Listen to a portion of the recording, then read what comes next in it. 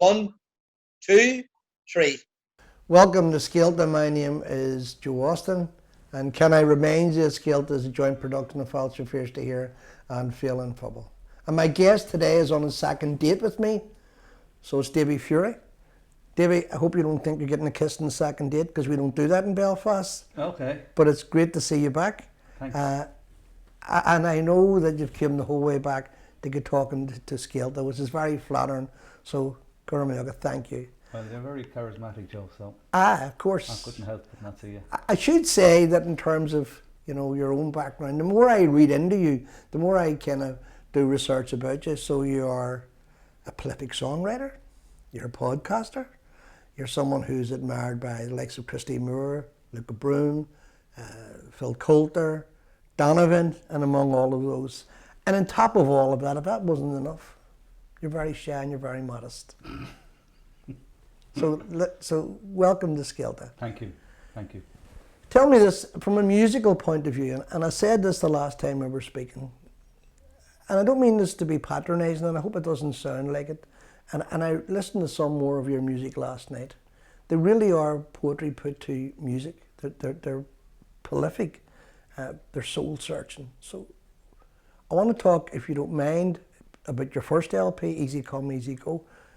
But take us on that journey. So where did absolutely musical talent, where did it come from? I've no idea where the musical talent came from. I just know that once I started playing music, that experience that I had playing music couldn't be found anywhere else through any medium. So for me, it was my way in there, Joe. I loved playing football when I was younger with Navan and Mahoney's, soccer with Park Villa, the club in Navan. But something about singing a song, and not even to a group of people, just myself and the song in a room together, there's something very magical about that. And I love that really magical element to it, the way music makes you feel. When you were growing up, did you grow up in Laois? I know you've lived in a number of places, but so where was your childhood spent? Well, I feel at home mostly in Navan, County Meath, Durrow, County Laois, and Carlow Town. So my mum is from Durrow. My dad lived in Durrow for a while and then lived in Carlow as a young lad. And then he was a guard, so he was stationed in Navan. So the two of them moved to Navan when they were pretty young. And then I came out with my little hat and my guitar a couple of years later. Yeah, and your guitar case with you. And the guitar case. You've cousins and others who are musical, I think, don't you? Yeah. So is there music in the family? I mean, or is there music in the surrounding area where you call your home, your childhood? There was music in regards, if we're having a night out, even if we were 14 or 13 and we weren't out, but the uncles and aunties and the mum and dad came home, there'd be a sing song, and you'd have to sing. Yeah. In a nice way. You weren't put under too much pressure, but you were put under enough pressure. Yeah. But they were a great crack. Of course. And that community of songs and drink, and even if you don't drink, just that bit of crack and the giddiness and the funniness of it and the slagging, I loved all that, So we were brought up by that. But none of them played music professionally. My granddad Furey wrote poems, alright, as a pastime, and they were lovely poems, I put them to music actually before he died. He was 95, 96 maybe, when he passed away. And in the last 2 or 3 years, he was giving me poems to put music to. Lovely, lovely. I enjoy that, yeah. I didn't release any of them. And that kind of clears up a mystery for me. Because I've said to you a number of occasions, and I'm saying to you again now as we speak, that there's a poetry to the words of the songs. It's not just words that are put to music. There's a poetry involved in them, and I want to talk a wee bit about that. Just in terms of early influences, I know that you read Dylan, Leonard Cohen, Donovan, who I've already mentioned. Those sing songs that you would have been part of in the house, and people coming back after a jar. Was it a variety of songs? Was it Irish songs? Were you listening to Frank Sinatra? it was a variety. Grandad used to sing Frank Sinatra, actually. My granddad Campion used to sing My Way. But there was a variety from the Eagles and Willie Nelson and Johnny Cash, and old country songs, old Irish songs, old English songs, anything they could sing that they were. Dean Martin was another one. And you get to appreciate the value of the song, the way it was delivered by your uncle or your auntie. Do you know what I mean? Yeah. So those type of songs, and I still love Dean Martin and Frank Sinatra, and my music is so varied that I listen to. That was a kind of a trick question, and the reason I'm asking you that is, I was trying to, I know you're an acclaim, well, I know others have acclaimed you. You don't. Others have acclaimed you as the folk singer, the up and coming folk singer to watch, and I've seen lots of stuff written about you, and people singing the praises of your LPs and of your shows and all of that. But when you listen to the music, I'm not so sure you are a folk singer. No, I think you're a bit of everything. Yeah. When we were releasing the album, the last album, Haunted Streets in America, And I want to talk July, about that. Yeah, no problem. The guy or the woman that was releasing it said, Davie, I don't know exactly where to pitch this to. Because some of the folk stations were saying some of the songs are not folky enough. Some of the rock stations were saying it's a bit folky for the rocks. Some of the blues stations would pick up one or two songs, but the rest of the album would be more folky or rocky. And it's so funny, they didn't know where to put the album into. But Moya Brennan from Clannad was telling me there's a genre called world music. World? World. So she said she puts her stuff in there. So I said, geez, Moya, I'm going to do the fucking same. I'm going to give it a try. And I did. With the Rain that Falls in Palestine, went into world. I want to talk about the rain that falls in Palestine, but I want to save that for me, if you don't mind. Yeah. I want to keep that for me. The idea of having the ability to put together Haunted Streets, did it come naturally to you? Was it something that everybody was saying, go ahead, Davie, go for it, you can do it? Or did you just decide, look, I'm doing this. This is what I'm going to do, for better or for worse? That was it, Joe. Yeah, I'm going to do this. This is what I'm Were you doing. not nervous? Were you not frightened? No, there was no, I wasn't frightened at all. I wasn't particularly nervous either. If the songs didn't sound good after being recorded, I didn't have to release them. So there were no nerves that way. But when you're releasing singles, I released a couple of singles before. And they the all album. done well, of course. They all did well, Yeah. so that's kind of a confidence booster.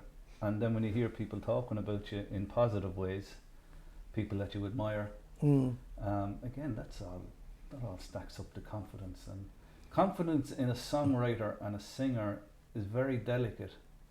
Explain that. What does that mean?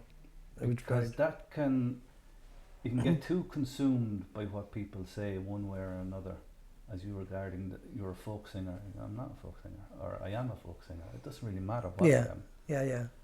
But the confidence to record and to write a song that you want to write or record it's delicate. It's the only word I can describe it, really, because it can go one way or the other. If you go in on yourself, you say, "Oh, I'm not finishing that song," or if you write too much stuff.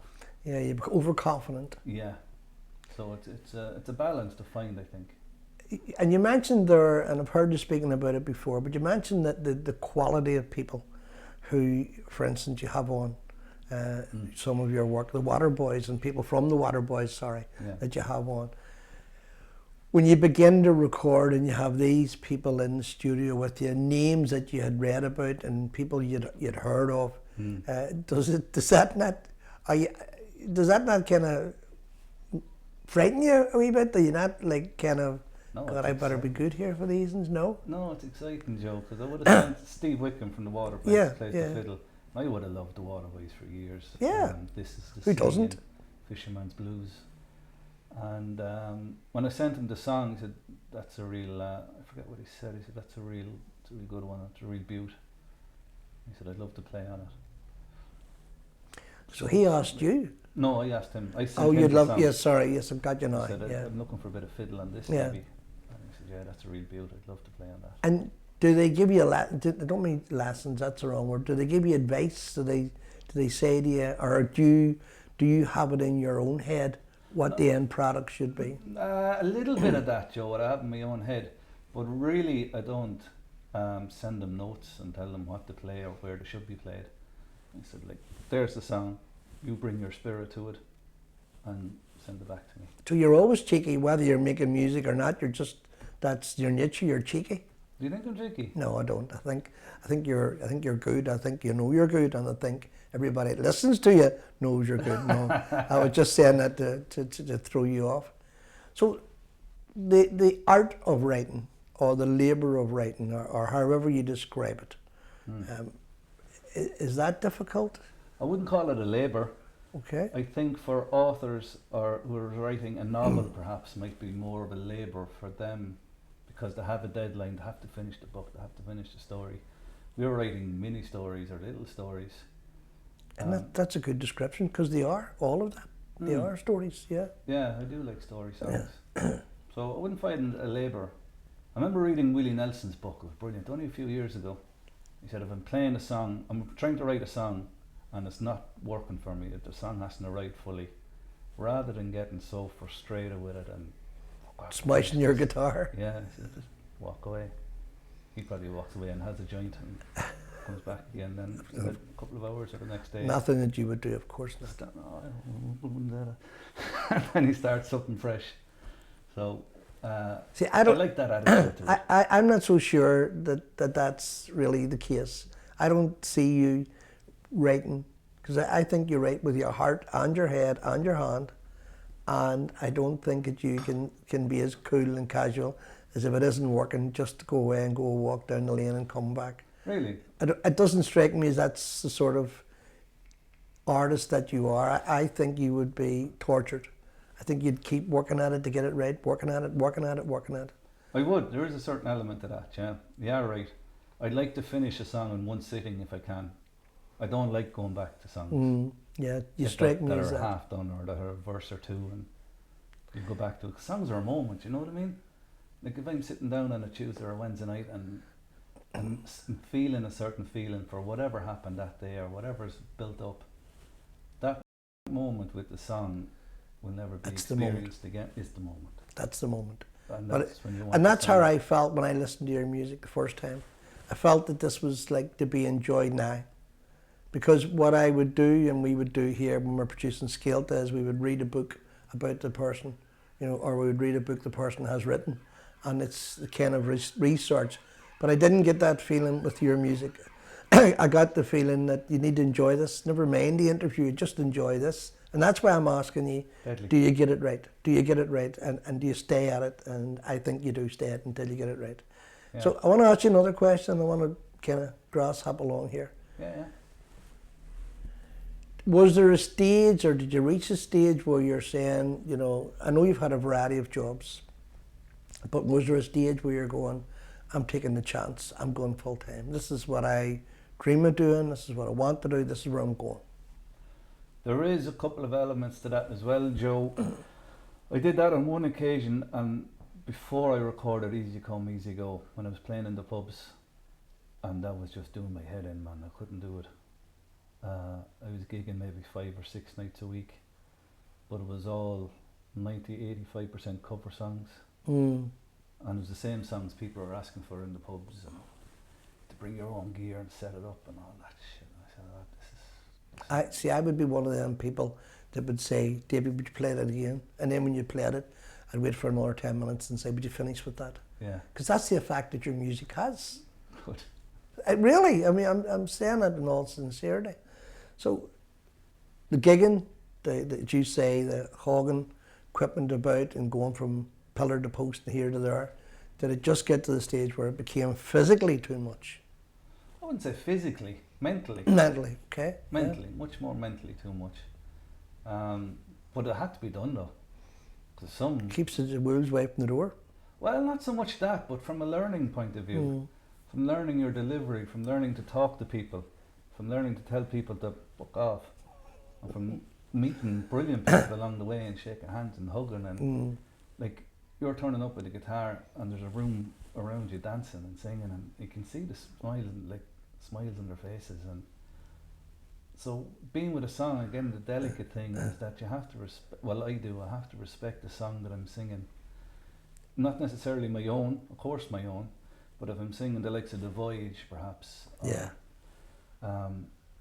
some other song that's American Pie even, like some songs that are really important to people, and to come up after the gig and say, that song was played at my dad's funeral, that song is our wedding song. So I don't like to be messing during the song, you know what I mean? Unless it's a funny song or we're having a laugh. But a song like that, they demand respect. I have to say this, just when you started talking about that interacting with the audience, your eyes lit up. Yeah. And it was going to lead me on to your question, and it will lead me on to the question.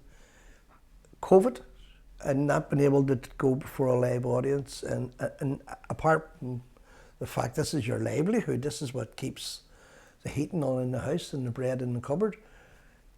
For an artist, and for an artist who wants to be with people, was it that difficult? It was hard, yeah.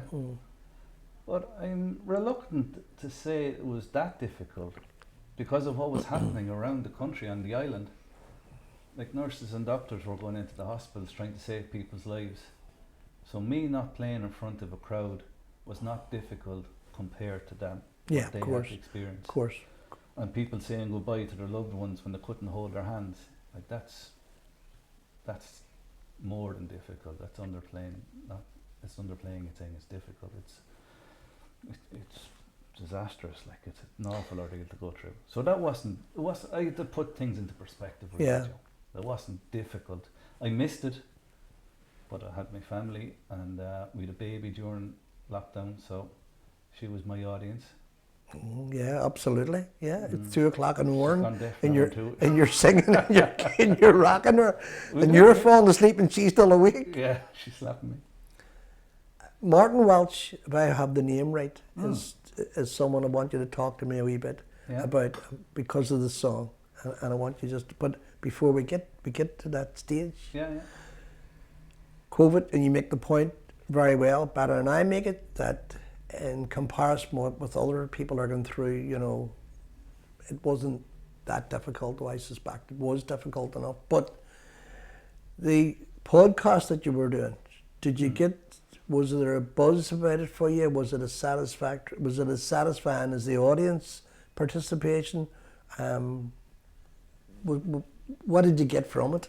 I enjoyed that. I got that connection with the music again that I couldn't get from the audience. I couldn't get from playing live music, because we're talking about songs. So we've invited the songs into the room, I know we're doing it over Zoom, but we invited the songs around us again, which is what I would like to do, which is really what I want to do and what I welcome.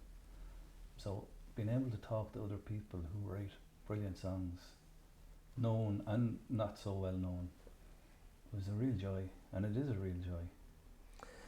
I think it's a real gift and a joy, of course, that you have an opportunity to meet these people, and some who you're fortunate, you're a rising star, you're known, you're an RTE celebrity, all that kind of stuff. But the people out there who struggle, who write, who become frustrated, who perhaps their music may be known, but they will never be known. Tell me about Martin and tell me about the song. Well, the song, The Music Man, came about. There's a friend of mine, Martin Walsh, who was diagnosed with cancer. Yeah. But he was a great music aficionado. He loved his music. He was much older than I. Well, he's about 60 maybe, or a little bit older. He loved his music. He used to go to gigs that bands who wouldn't be too well known before they made it, or before they became more well known, should I say. Yeah, yeah. And he loved all the, like Neil Young and Dylan, and he just had a broad range of music and knowledge. And great knowledge. So Roddy Clear, who was one of the longest running radio shows in Ireland on KCLR, Carlow Kilkenny Radio, invited me in for a session. I've been on the show many times, and he invited me into a session, and I knew Martin was listening. So the night before, of course, I went on the beer for something's going on. As you do. as you do. Mm. I came back during the night, or during the morning, whatever way, and I remember writing the song, The Music Man, and I put little songs into the song, if you know what I mean. Yeah, yeah. I mean, I've References listened the to it. songs, That's you know. yeah. And I woke up the next morning and said, I'm going to sing this tonight, and really clear. I had no music to it yet, but I put down the music fairly quickly. And I sang it that night, and I said, this is from Martin Walsh, and this is from Murt. And he loved it, and his family loved it. And fast forward then a couple of months, he started progressing, getting it worse and worse. And he was bedridden, he was in the bed. And he said, are you down? I said, I'm down in Doro. Yeah, he's from Doro. I said, I can call up and sing a few songs if you're up for it. It's up to the house. Yes. He said, Jesus, Davie, I'd love that. So his wife Angela then kind of set it up, and we went up and we sang in the bedroom, and he invited all his brothers and sisters that were around. And just in case anybody has missed the point here, this man's dying, this man's on his deathbed. Well, 3 days later he Yeah. was passed away. But he was up in the bed and talking as you do, and he was, we sang for about an hour or so, and his brother sang a couple of songs, who was a musician as well. And he laughed actually, he said, there's not many people get to attend their own wake. That was a sense of humour. But that was a very, very special evening. The reason I'm asking you about that, and I don't mean to upset you, and I know, No, I'm not I know upset. you were very close to him, No. is that the song is actually, I don't know whether it's a celebration. I don't know whether it's an acknowledgement. I don't know whether it's saying, hiya friend, but it's saying them all. And you talk about the titles laced through the song, and I take it those are the songs that he would have liked in his life. Was that what you were trying to reflect? His Yeah, I own would have reflected. musical experience? Yeah, like the band and Neil Young and I think U2 or Johnny Cash or whoever's in it, and just the songs seemed to come together really. I didn't know too much about it when I was writing it, but obviously someone sent the song down my way Yeah. for Murt, and I felt it was for Murt. Oh, it's lovely. Thanks, man. Easy Come, Easy Go gets rave reviews. People who you would have read about, people who, you know, are the stars of this business that you happen to inflict upon yourself. Does it give you confidence for the second coming for Haunted Streets? Yeah. Jesus, like anyone doing their work, if you did a couple of podcasts and everyone was saying, "Jeez, your man's brutal," they'll probably keep going. They tell me it all the time. It hasn't stopped me. I wouldn't have the sensitivity you See, that's not true. No, you're being modest. No, I'm not modest, but let me just, the reason I'm asking you that question is because there's two ways of looking at success, which you clearly have, and will have more. Of that I am absolutely certain. But one of them is there always this need to be better than the last time? Or do you just get to a stage where you're saying, at the moment, this is my best? Yeah, I had this talk with a lad recently, a musician. He said, I think I'm only as good as my last song. I don't feel like that. But you do want to produce the best work you can in that moment. It's not saying, like a lot of artists when they're on shows might say, oh, this is my new album, it's the best work I've ever done. Which a lot of things is bullshit. Sometimes they're right, but not all the time. No, of course not, of course not. So, no, I don't think that I have to do that. I'm in the moment of the song, doing the best I can. If that's good enough for the people, if it's good enough for me, I'm happy. I just would wonder, you know, do you ever get to the mic? You know, you've been on the road, like you've been on the road all day today, for instance, but you're on the road, you've arrived at the gig, you get up to the mic and you go, I'm knackered, I'm just exhausted, and you feel like, no. Do you ever does that feeling ever come into you? I don't know where you're getting to. It's the atmosphere of the room again. It's the audience that will save that. It'll lift you. The audience and the songs. That all wipes away the minute you step out in front and you hear the audience and you hear the crowd, or you hear a room full of people. I'm not saying I'm stepping out to Croke Park or anything. Yeah. A room full of But people. you will be, by the way. I don't know. I like small venues, man. Well, fair enough. Let's see what the money is like. I'll be your manager. Go on. Thanks. Just going to shake on it now. No, no. Neither do I. Yeah, so it's the atmosphere, man. It's electric. You know what it's like if you go to a gig or go to a show. Oh, yeah, and someone's you might good. come home from work, or if you're and they say, "Yes, right now the last thing I need is go out," and then you go out and you feel that buzz. You feel so many people in the room and that electricity. I have to say that for 8 or 9 days in West Belfast during Scéalta, that's what it's like. Yeah. You come home on the bus or the glider with someone. Where you going out tonight? Nah, I'm not going out. And then you see them in a gig. Sure changed my mind. Sure, Yeah. I had to go and hear him. There's something going through the air, though, isn't there? I want to talk about the new baby. But before I get to the new baby, I want to talk about gigging, about the travelling, all of that. Do you find that difficult, travelling from No, I spot love to spot? travelling. Do you? Yeah, I don't mind it. Like tonight, you're going to spend the night in Belfast, for Yeah. instance. Would you be lonely? No. Would it be okay with all of that? I'm fierce lonely for my girlfriend. Yeah. See, that's the point. Thank you. Yeah, I was leading you into that question. I have to say Much this. I owe you for that. Do you see if you had said there, no, I'll be fine. You were getting home. Your bags were going to be in the garden. I'd be in your house tomorrow. Yeah, you could be in my house tomorrow, and then my bags would be in the garden. So tell me. And I know you love people, and you can see it as you light up and you talk about different things, but you don't be lonely. You just work, and then you're on to your next gig. Or I think it would be a fairly hard existence, to be honest. I would presume if you're doing maybe 6 months of it. I've never done 6 months of touring non-stop away from my family for 6 months or 4 months even. Do you know what I mean? So it hasn't been that for me. I can only talk from my own personal experience. So that hasn't come into play for me. Tell me about the new baby. Her name is Saiv. She's spoiled rotten, as we say in Belfast. Spoiled rotten. Spoiled rotten. She's great crack. She's just great crack. Her character's coming out now and she's bowled. And she loves her daddy's music, She because can he only say sings to her daddy. all the time. Yeah. She can't say mammy yet. She can only say daddy.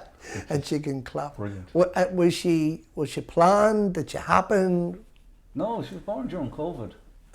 And Explains a lot. was she conceived during COVID? She probably was. I'm not going to go into how she was conceived, but No, please don't. Our cameraman's very shy. so yeah, she's great crack. It was strange being at home, you know what I mean?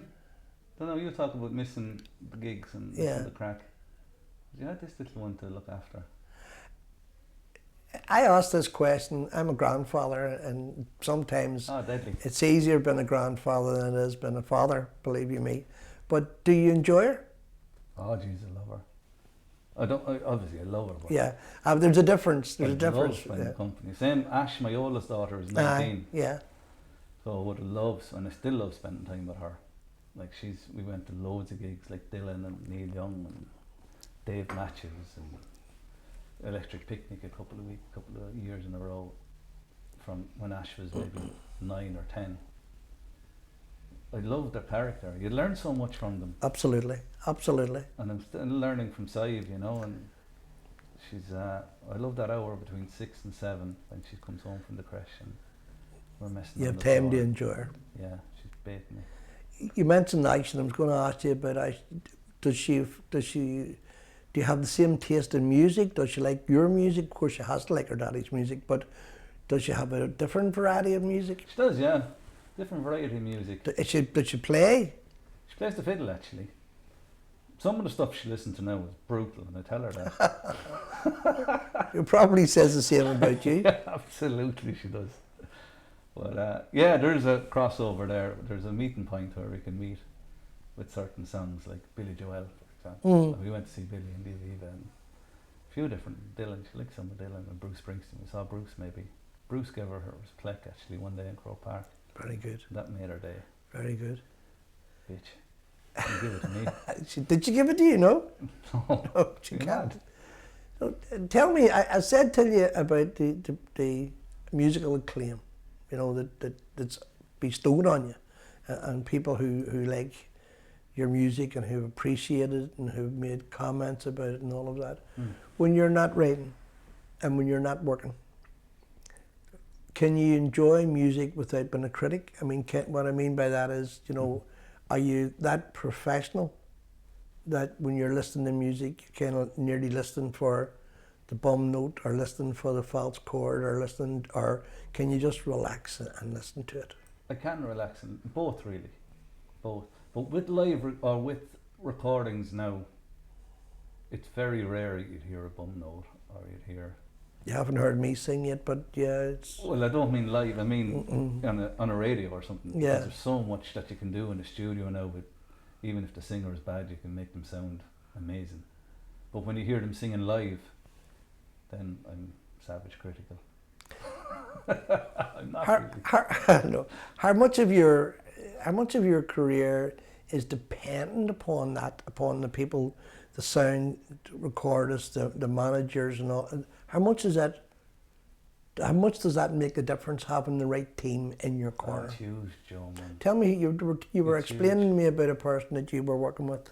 The producer, Martin Quinn, Martin recorded Quinn. Easy Come and Haunted Streets with Yeah. in Jam Studios in Kells. And he's very laid back, quiet sort of a lad, but he's stubborn as well if he wants his way, and I can be like that too in the studio. But we get on really well together. You're the man 5 minutes ago told me you were laid back, you didn't care, you were easy going, now you're stubborn in the studio. I'm stubborn in the studio. That was the point that I was making, because I had heard that about you, that you're almost a perfectionist. Ah, yeah, you have to get the best song you can. the So best tell me sound you about can. the guy that you work with. Tell me about him again. Martin Quinn. Yeah, He's yeah, pretty yeah. cool. He's done an awful lot of work for a lot of artists around Ireland. He's a brilliant guitarist, but a great ear. You know what I mean? He'll suggest things. He won't tell you. If someone tells me what to do, Joe, then you'll see the bad side of me. You know, you have to do this. I says, who? You know what I mean? I hate that. And people who know me would know that. I know. But Martin would suggest something. He might say, He doesn't really suggest. He suggests and hits you in that direction that you're going to end he up kind doing of that. guides you around. Yeah, that way. yeah. That's good. That's good And when I management. notice it, then I run back to my own way. And then he brings you back I again. don't notice it, and I'm there, and it sounds great.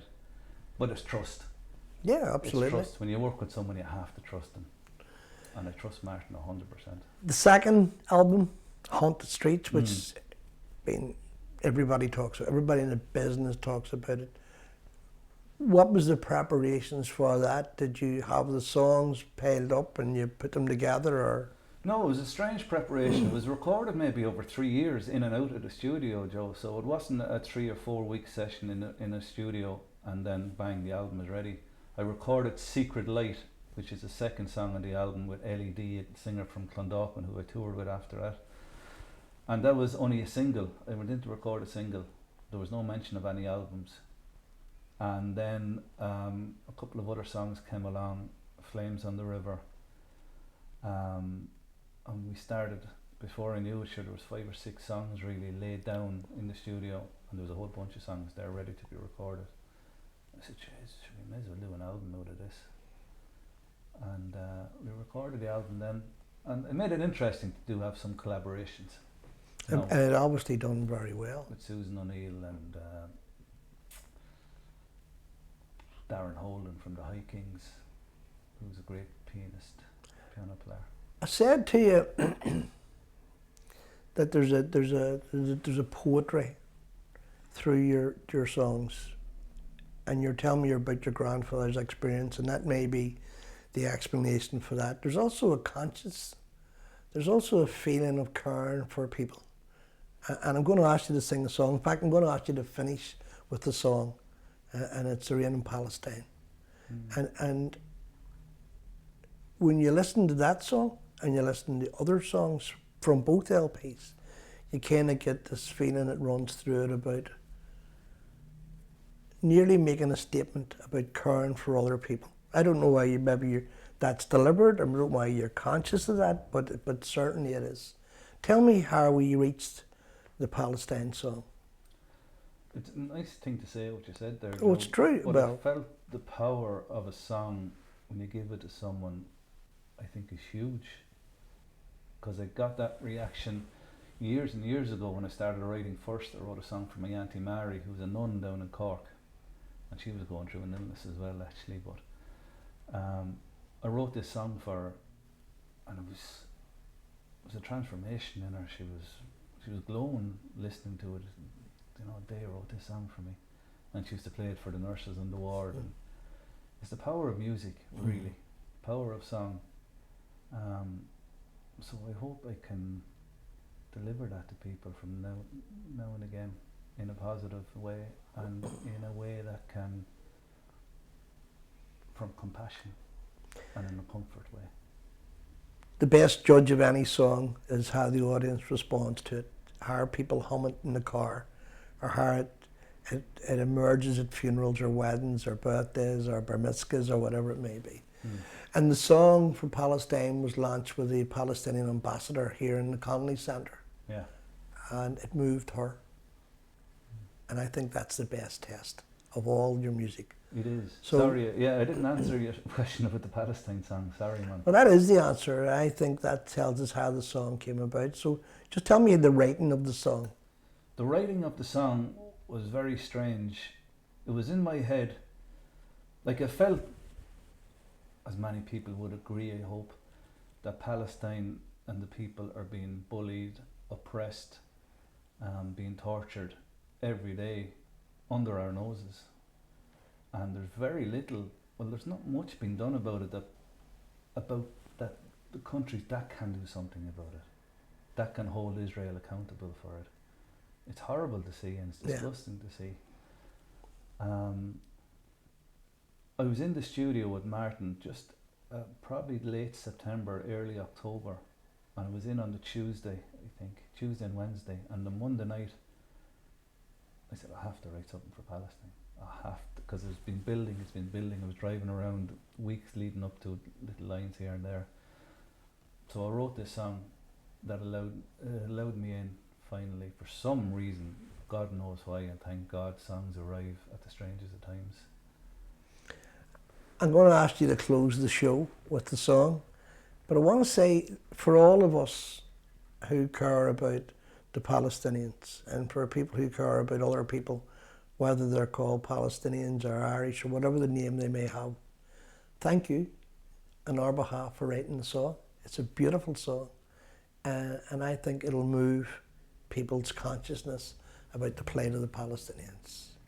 So Davie Furey, superstar?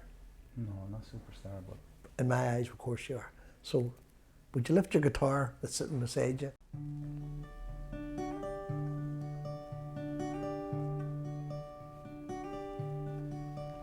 On the streets of Gaza City, on a warm Monday night, Shaheed sits on his father's lap, shaken with the fright. It's been another night of terror, of bombs and shells and fears, the cries of his neighbours, thunder in his ears.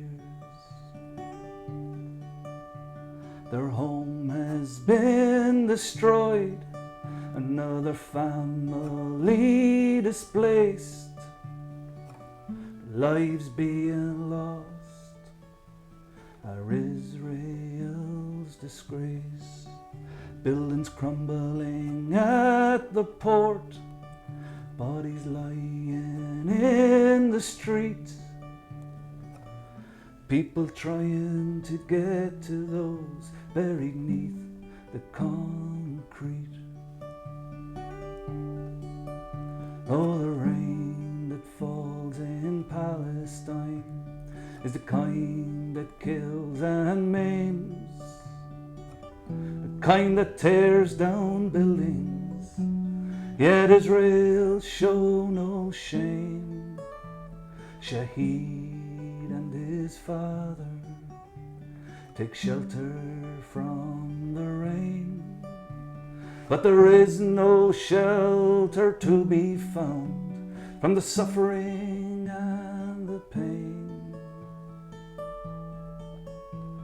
The power plants are being destroyed by the airstrikes and the drones.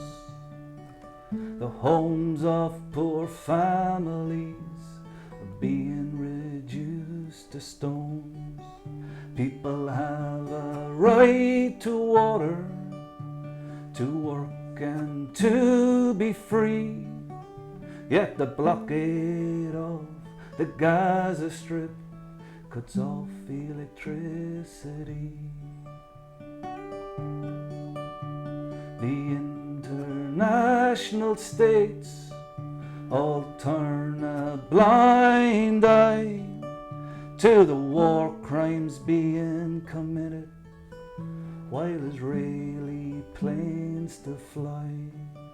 If you've got a minute to spare, please think about Shaheed. Please think about the help that Palestine needs. Oh, the rain that falls in Palestine is the kind that kills and maims, the kind that tears down buildings, yet Israel show no shame. Shaheed and his father take shelter from the rain, yet there is no shelter to be found from the suffering and the pain. Oh, the rain that falls on Palestine. Oh, the rain that falls in Palestine. Oh, the rain that falls on Palestine. Oh, the rain. Oh, the rain. Oh, the rain. Oh, the rain.